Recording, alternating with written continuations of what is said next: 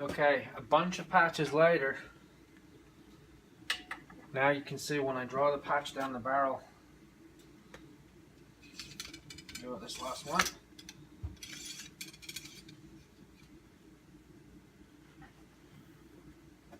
Spotlessly clean. There's no dirt on it. That means my barrel is also spotlessly clean. Now, I've cleaned my touch hole off. You can see the dirt that came off of that. Clean the touch hole off. Spotlessly clean. You want to get all that black powder stuff out of there.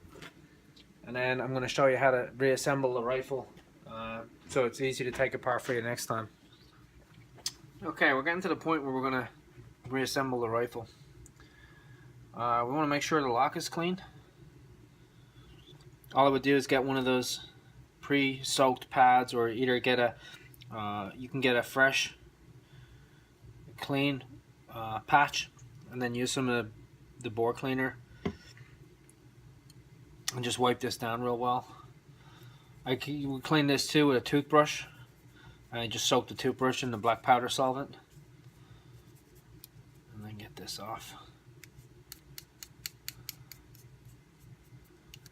This I wouldn't clean with the water because there's small rolling pins and screw locks and stuff in it that I wouldn't want to get moisture into.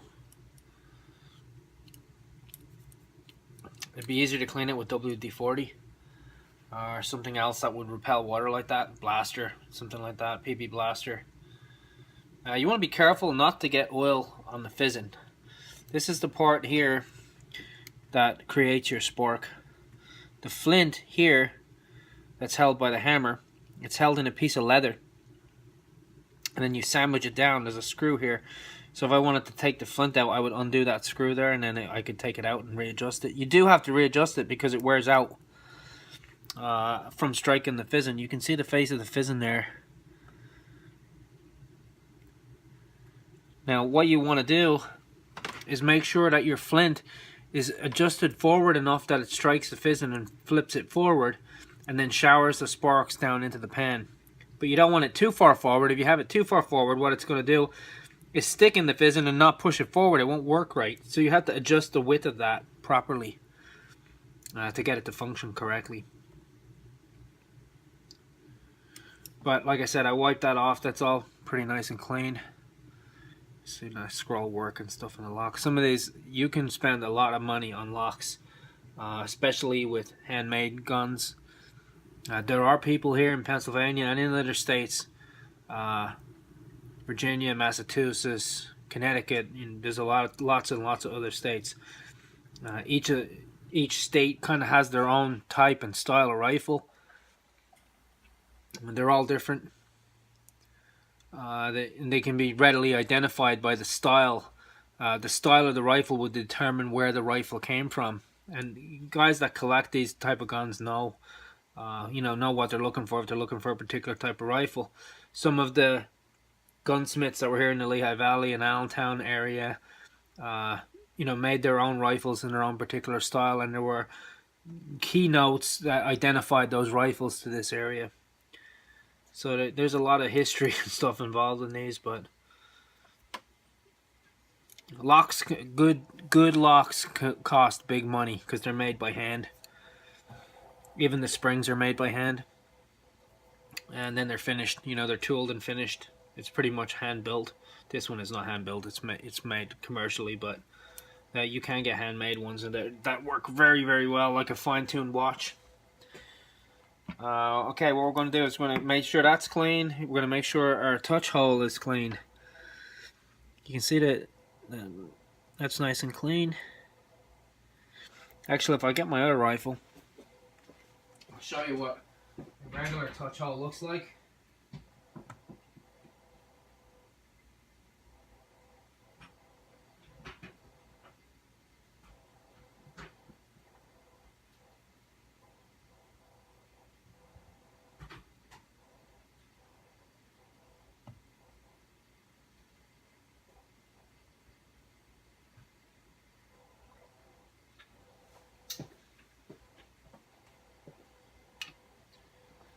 Here's another rifle. This one is a 50 caliber. You can see this one has brass fittings on it. It's a little more decorative than my Encore, my Thompson Center one. This one is made by Traditions. This one is a 50 caliber. It's not a 54. It's a smaller. You see I have a lock cover on it, a little fizzing cover on it here. The lock is not so decorative on that one, a little plainer. But this rifle doesn't cost as much as the TC either. You can see, like I said, the furniture on it is brass. This in the butt of the rifle, this will be a patch box. So you flip it open and you can store ammunition and spare patches in there for it to shoot. There you can see some of the, these are 50 caliber balls. Again, some of these were identified by particular gun makers depending on the type and style of patch box that they made. You can see this rifle actually has, if I can get it in the camera shot there on the mystery tackle box, you can see that it has fiber optic sights, which is a little more modern upstep than my fixed iron sights. These, of course, sights are adjustable as well. But you can tell by that angle that when you shoot one of these rifles that you have this flash pretty much going off right in your face. If you're going to shoot one for practicing, I don't wear safety glasses when I'm hunting, but if you're going to shoot one a lot, if you're sighting it in, or if you're trying to work up loads and you're going to be shooting all day, it's not a bad idea to wear some sort of shooting glasses or safety glasses, because this will throw powder and sparks and stuff, you know, back into your face. You can see again that the fittings on this rifle are brass. The thimbles and everything are brass. Again, I have a metal ramrod in this rifle, and the jag on the end here is made to fit this barrel. This barrel is 50 caliber, so it's a smaller bore than my Thompson Center. So you don't want to mix those fittings and stuff up, because one won't work with the other.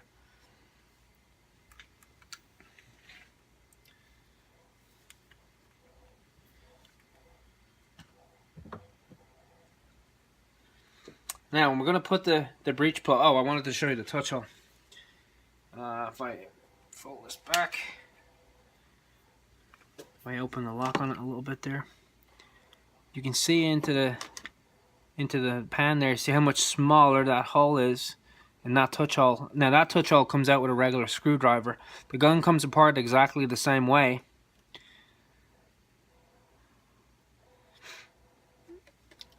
And you can see how the action works here. If I fold it closed,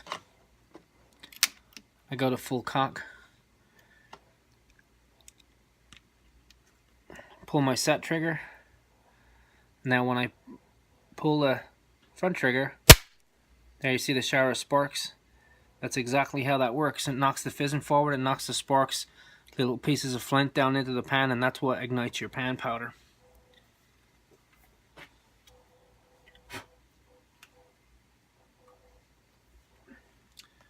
And that's how you get your ignition. Now to put this touch hole back in, the touch hole you want to be able to remove, because you can service it and change it if you have to. Now what I'm going to use here is, this is Thompson Center Gorilla Grease. Or you can use like a choke tube lubricant. This will do the same purpose. Use this for muzzleloaders, for inline muzzleloaders that have removable breech plugs. You would put this lubricant on the breech plug so you can get the breech plug back out of the gun. If you don't use the lubricant on it, it becomes very, very hard to get those out. And you don't need an awful lot. You put some of this on the threads. We get our Allen key without dropping it. Put it back on the Allen key. Put it back into the thread of the rifle. Now because I lubricated that, even after I've shot it a bunch of times, I'll still be able to get that thread out. It's like using anti-seize on a bolt. It's the same principle. You make sure it's tight but not overly tight. Wipe off the excess. And then that is ready to go. Now you see how much larger that is. Like I said, this is called a Firestorm. touch hole. It's called a Firestorm. I think Thompson Center made this. You can buy these accessories and stuff. Some you can get them through specialty shops. I'm lucky that I have a shop here that deals in nothing but muzzle loaders. It's called Dixon's. There was another company called Dixie Gun Works out of Tennessee that specialized in black powder weapons, and you can get all sorts of different accessories and stuff for them. Now we're going to put the rifle back together. You can see here, this is the barrel, the tang for the barrel where it mounts into the breech of the gun. See it right there? It's got a hole in it right there. Now that slot is where my barrel is going to go into. It goes up like that, slots in the slot, and pushes right down. Now at this point I'm going to put my wedge pin back in. Push the wedge pin in. And using the butt end of my screwdriver, just tap it back in. Something that's not going to mar it. That's in, that's flush, that's ready to go. So my barrel is back engaged. I have to put the lock back in. Actually, before I put the lock in, I'm going to oil around the lock. What I'll use for that is just some regular gun oil. Spray it on the thing, on the little patch here. This will help protect my barrel when I store it.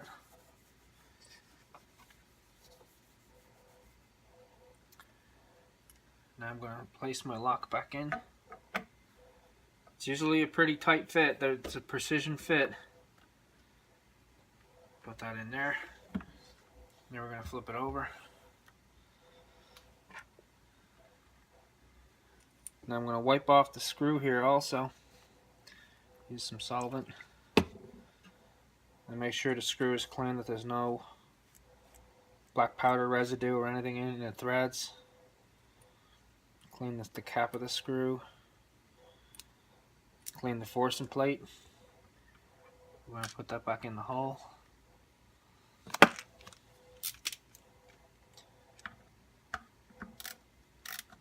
You want to make sure it lines up.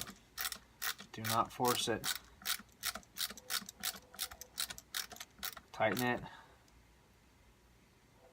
Well, it's snug, but do not over tighten that screw. It will snap. And it will snap. It's designed to break so you don't strip the threads out of the lock. That's what anchors the lock to the rifle. It doesn't need to be massively tight. You don't need to put a wrench on there.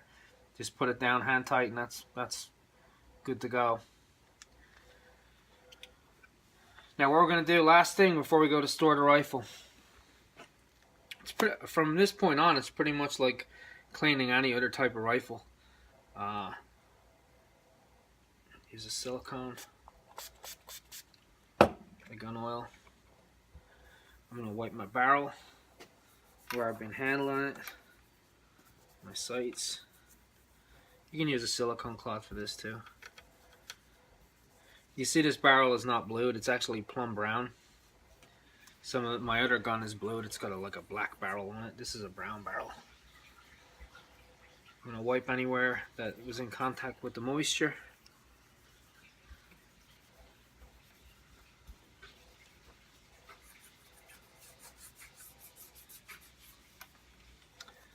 I already had wiped the barrel before I put it in. Also the fixtures on the gun. I'll put a little light coating of gun oil on my lock, but I will not put gun oil on the fizzing. You do not want to get oil on the fizzing. If you do, it's not going to work properly, because the flint will actually deflect off of it. It won't grip it and cause it. You won't get any spork then. Coat my hammer. Coat the back side of the fizzing, but not the face of the fizzing. You don't want to do that. Now my gun is lightly oiled. You can see it shining there. Now what I'm going to do is get a clean patch.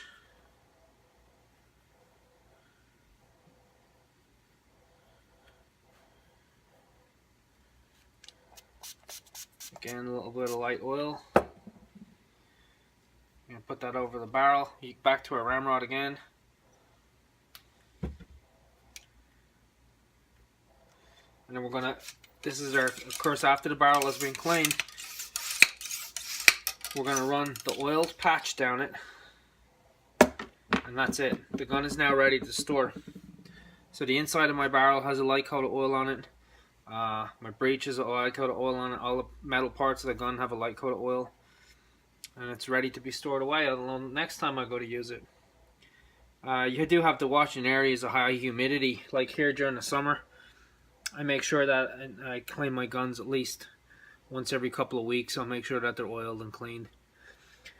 Now, something I did not show you this morning when I shot before I loaded the rifle, was that I ran a dry patch down the barrel to wipe any excess oil that may have been in there off of it and out of my breech. If you get oil in the breech or oil in the barrel after you clean it, and then you go to put a load of black powder down there and it scrapes the oil off it down into the breech, that could affect your powder going off as well. So you want to make sure your barrel is nice and dry. But other than that, she's ready to go. Next time I got to take it out hunting, she's ready to go. You can see the difference in the sights with this. Of course, this has regular iron sights. There's no, if I can get it focused in there. There's no fiber optics on this gun. This gun is exactly as it came from the factory. And now she's ready to go.